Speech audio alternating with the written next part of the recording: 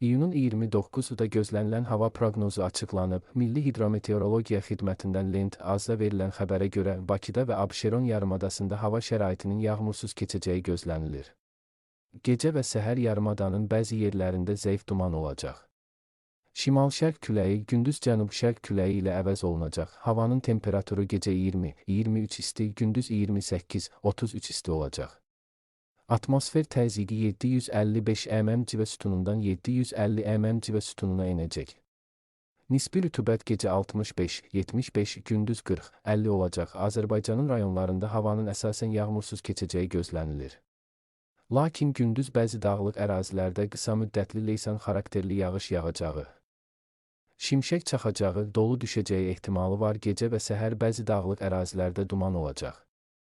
Mülayim şərq küləyi əsəcək. Havanın temperaturu gecə 20-25 isti, gündüz 31-36 isti, dağlarda gecə 10-15 isti, gündüz 20-25 isti olacaq.